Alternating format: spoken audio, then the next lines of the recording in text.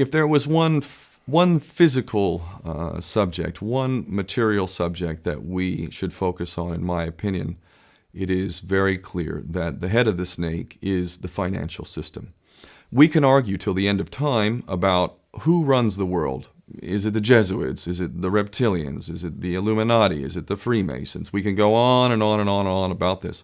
But I don't think it is reasonable to even begin arguing about the mechanism that is used to exert this control. The mechanism is finance. The whole point of finance is to indebt, otherwise to enslave. What is a mortgage? I mean, what does that stand for? It's a death grip.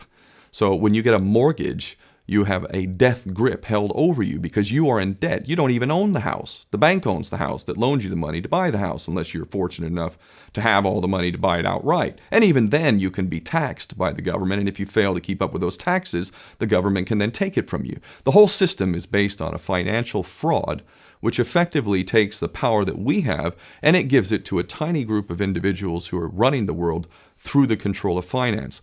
With the infinite supply of money that we have allowed them to take, they have literally an infinite supply of money, and with that money, and from their psychopathic point of view, they have bought everything and everyone who can be bought. So those of us who cannot be bought, because we operate on a level that goes way beyond the material, we are not rewarded for such behavior, we are punished for such behavior. And the most slovenly, disgustingly criminal, pedophilia, corrupt moral individuals, those are the ones that are rewarded in this system, which is upside down. We reward the pedophiles, we reward the corrupt, we reward the liars, we reward the people with no morals at all, and usually we compromise them under this system in terms of maybe a videotape. Maybe Barack Obama is gay. The we have videotape of him having sex with another man, or perhaps some other acts that may be not so popular amongst many of the electorate. Or maybe we have videos of political leaders having sex with little boys or little girls. If I was in charge of the world and I was a psychopath and completely drunk on my own power, you can bet damn sure that's what I would do. I wouldn't allow anyone in a position of power who wasn't completely compromised. When you have an infinite supply of money, you can do this. Take that supply of money away, take that power back, put it in the hands of the people, get rid of fractional reserve banking, which is an obscenity in itself. Listen to the lessons of Jesus Christ if you're a Christian who got really pissed off when he went to the temple and he saw what the money changers were doing.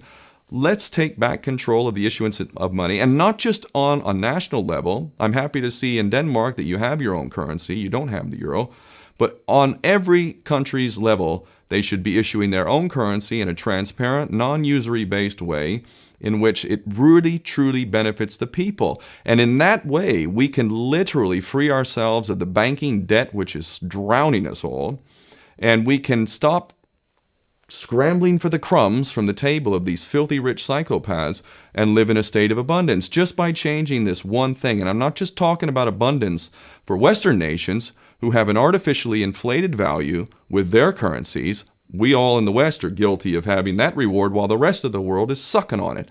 Every nation in the world can use a sensible financial policy to liberate themselves, to have world-class education, infrastructure. Everything that a healthy society would require can be had in the worst, most corrupt African country in any part of the world. We can all have that if we simply change that one thing. John F. Kennedy did that about 6 months before he was taken out. He issued United States notes as opposed to Federal Reserve notes.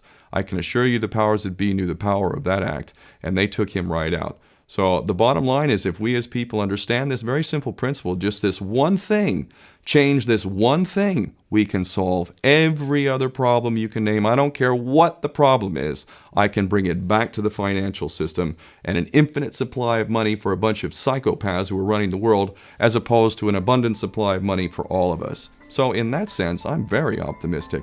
This is not rocket science. I am not the smartest guy in the room. We can all understand this. And as soon as we do, we can exercise the same power that we had, but relinquished, and we can have a future for ourselves and our children.